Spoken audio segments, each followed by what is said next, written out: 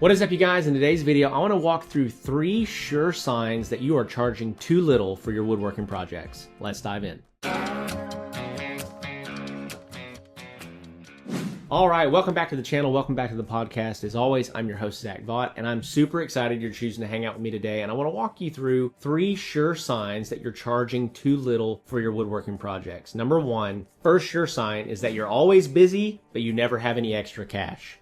If you're always busy, but you don't have any extra cash, you're not charging enough for your time, for your energy. And so the symptoms are you have orders rolling in, your shop is busy, it's slammed, but your bank account feels like it's on life support. Right? And so why is this super important? Why is this something that you need to be thinking about? It's because high activity without high profitability is just a treadmill. You're just keeping yourself busy. You're staying active, but you're not getting anywhere. The overall purpose of every business is to be profitable, right? There's businesses that want to change the world, right? There's businesses that want to have innovative products or whatever, but every successful business has to make money, right? It has to create value. It has to make more money than what it costs to manufacture whatever product or service they're providing, right? So if you are not making a surplus of funds above what you're doing, you're wasting your time and energy. You can find better things to do with your time. So if you're always busy, but you never have any extra cash, this is a sure sign that you're charging too little for your woodworking projects. Last thing here is that you really need to recalculate your pricing with a focus on profit per hour, not just materials and time. Aim for at least around $75 to $100 in profit per hour of time after cost if you're a solo operator, okay? So this is super important. One of the guiding principles that we always looked at is in my shop, we were trying to make sure that we were profiting $100 per labor hour, right? Because I've got materials that I'm paying for every hour, labor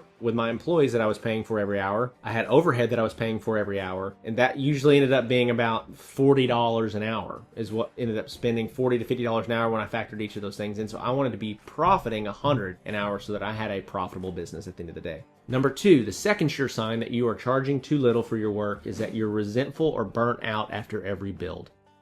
If you are burnt out, if you're exhausted, if you're mad at the customer, if you're mad about the project, at the end of every build, you're probably not seeing enough upside or enough benefit or enough profit from your efforts, right? So make sure that when you finish a piece that you're not thinking that wasn't worth it or you dread starting the next one. You want to make sure that when you get done, you felt like there was a good exchange of value. Now, by the way, when you're getting started and you're trying to figure this stuff out, you're going to accidentally underprice projects. You're going to underquote bids. You think it's going to take 20 hours and it takes you 35 hours, right? You end up making $8 an hour. That happens. Chalk it up as a learning experience and just don't make those mistakes again. So here's something important to know though. If the joy of the craft is being drowned by exhaustion or regret, it's a signal that your pricing isn't matching your effort. If it is absolutely stealing your joy, honestly, you probably have a pricing problem. You may be working on a project that you shouldn't have been working on, or you have a pricing problem attached to that. So to wrap up number 2 here, what you need to do is that you need to raise your rates and you need to refine your build process. And here's what's going to happen. Your ideal clients, they will stay,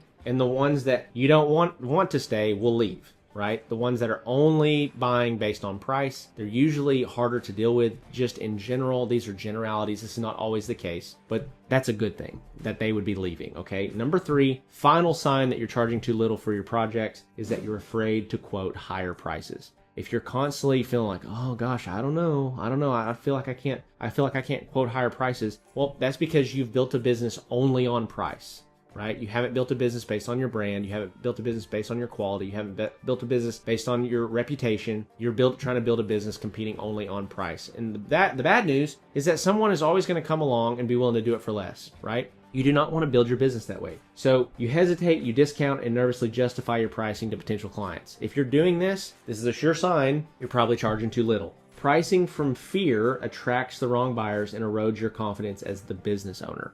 This is one of the big things that you need to develop as a business owner is just confidence in what you're doing. Confidence in why should somebody work with you? And if you're always kind of tiptoeing around price, you're not very confident about your price, you're never going to really develop confidence around your product, around your business, around you as a craftsman or as a business owner, okay? So here's what you got to do. You need to own your value. If your product is high quality, custom, and built to last, then price it accordingly. Confident pricing attracts better clients and higher profit margins. And here's what we're ultimately chasing. For example, let's say that me and you build the exact same product. The quality is exactly the same. but mine is twice as much. Okay, so let's say that you built a $1,500 table and I built a $3,000 table. It took us the same amount of time, the same amount of cost of materials, and it's the same exact product in every way, but mine was twice as much. I have a massively more profitable business. I am able to invest way more to acquire clients. I'm able to pay a better team to get better craftsmen that have more longevity, that are willing to stay and invest in the business. I can build better marketing campaigns, better branding campaigns. I can get, custom video done to represent my brand on a consistent basis. I can have an incredible web experience, website. You can do a lot more and build a better business the more profit that you have. If you're always barely getting by, you're always busy and never have any money, you can't build because you have no resources to build with, right? So it's important that you start charging more for your work. Right now, most everybody that's watching this video, you could probably bump your prices 20% and it wouldn't affect your clients at all. You could bump 20%, you could get 20% more profit in your business and it wouldn't change anything about your business. Most people that I talk to, you could make that change today. It feels scary, but throughout the course of my business, every 6 months, we would evaluate and look at and increase prices, typically somewhere between 5 and 10%.